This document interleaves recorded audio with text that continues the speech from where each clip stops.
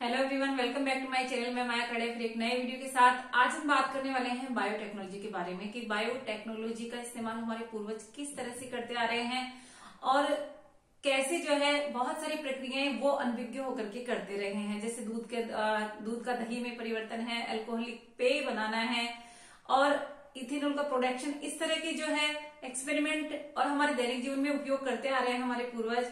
लेकिन ये सब एक बायोटेक्नोलॉजी का पार्ट है। बायोटेक्नोलॉजिकल रिएक्शंस इसके अंदर सारी होती है, वो हमारे पूर्वज इनका इस्तेमाल करते आ रहे हैं। लेकिन इसी के ऊपर कई जो है आपके टॉपिक्स क्लियर होंगे, तो जुड़े रहिए वीडियो के साथ। चैनल को सब्सक्राइब नहीं किया है तो सब्सक्राइब कर दे। कुछ मस्त सी इंफॉर्मेशन, लेकिन 2 मिनट आपकी, तो ध्यान से देखिए। सबसे पहले बायोटेक्नोलॉजी शब्द किसने दिया था? 1919 में कार्ल इरेकी ने। ध्यान रखना है गाइस, कार्ल इरेकी ने 1919 में बायोटेक्नोलॉजी यानी कि जैव प्रौद्योगिकी शब्द काम में लिया था। अब बात करें डेफिनेशन की कि बायोटेक्नोलॉजी का मतलब क्या है। बायोटेक्नोलॉजी होती है बायो और टेक्नोलॉजी दोनों शब्दों से मिला हुआ स्वरूप। बायो का मतलब सजीव। सजीव कौन से हो सकते हैं? सूक्ष्म जीव भी हो सकते हैं, पादप भाग भी हो सकते हैं, कोई भी कोशिकाएं हो सकती है।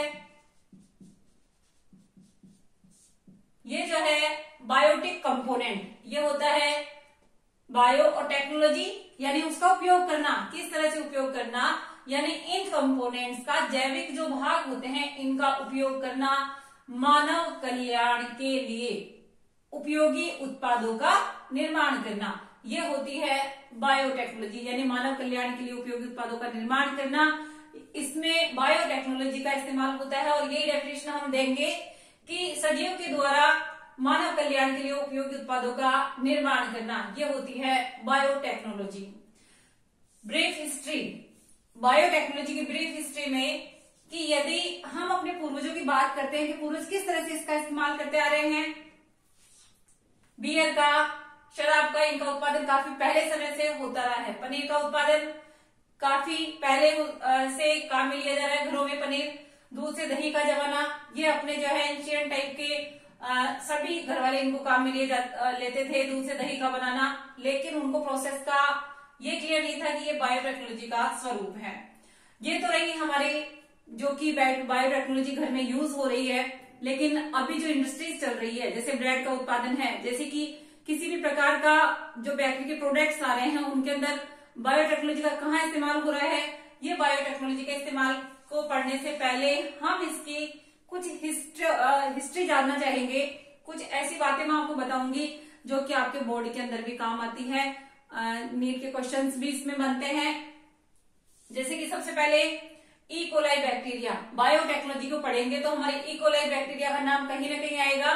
सबसे पहले इसकी खोज किसने करी थी? थियोडोर एशेरिच ने। ध्यान रखिएगा, ई कोलाई बैक्टीरिया के बारे में बताया था थियोडोर एशेरिच वैज्ञानिक ने। गुणसूत्रों की खोज किसने की थी? वाल्डेयर ने। गुणसूत्रों की खोज किसने की थी? वाल्डेयर ने। पेनिसिलिन, जो कि दवाइयों में उपयोग में आती है, पेनिसिलिन नाम आते ही आपको कहीं ना कहीं इस नाम से आप टच हुए होंगे। पेनिसिलिन की खोज करी थी अलेक्जेंडर फ्लेमिंग ने 1928 में।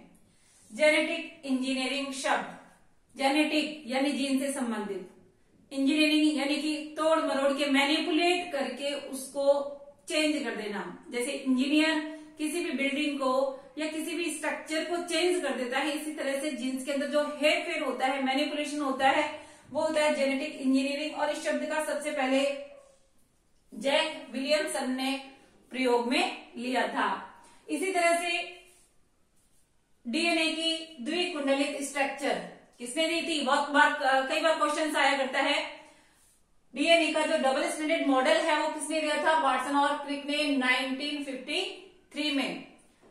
डीएनए का द्विकुंडलित मॉडल 1953 में। अब जेनेटिक इंजीनियरिंग का नाम आते ही एक एंजाइम का नाम आता है रेस्ट्रिक्शन एंडोन्यूक्लियस, जो जीन को बीच में से काटता है। जैसे जीन है और इसको बीच में से कट करना है, ये होता है रेस्ट्रिक्शन एंडोन्यूक्लियस। ये रेस्ट्रिक्शन एंडोन्यूक्लियस की जो खोज की थी वो की थी स्मिथ, कैली और विलकॉक्स। ध्यान रखिए, स्मिथ, कैली और विलकॉक्स ने 1970 में। नेक्स्ट, संपूर्ण जीन का संश्लेषण, कंप्लीट जीन का जो सिंथेसिस किया था हरगोविंद खुराना ने 1972 में किया था। अब वापस जेनेटिक इंजीनियरिंग की हम बात करते हैं और बायोटेक्नोलॉजी की हम बात करें तो एक नाम आपके जहन में आएगा, रिकॉम्बिनेंट डीएनए। रिकॉम्बिनेंट यानी कि वापस से कॉम्बिनेशन करना, डीएनए के अंदर कुछ मैनिपुलेशन करना और वापस से जोड़ देना, इस डीएनए को हम कहेंगे रिकॉम्बिनेंट डीएनए। और रिकॉम्बिनेंट डीएनए का संबंधी प्रयोग सबसे पहले किया था हर्बर्ट बॉयर ने, स्टैनली कोह ने 1973 में। इसके बाद बात करते हैं सूक्ष्म जीवों द्वारा उत्पादित इंसुलिन को मान्यता कब मिली। माइक्रोब्स के द्वारा जो इंसुलिन का प्रोडक्शन किया गया उसको सबसे पहले मान्यता कब मिली थी? 1982 में। 1982 में ये मान्यता मिली थी। एक reaction PCR, polymerase chain reaction, इसके बारे में सबसे पहले खोजकर्ता थे कैरी मुलिस। क्या नाम है पीसीआर का खोजकर्ता का? कैरी मुलिस, 1983 में। इसके लिए इनको नोबेल प्राइज भी मिला था।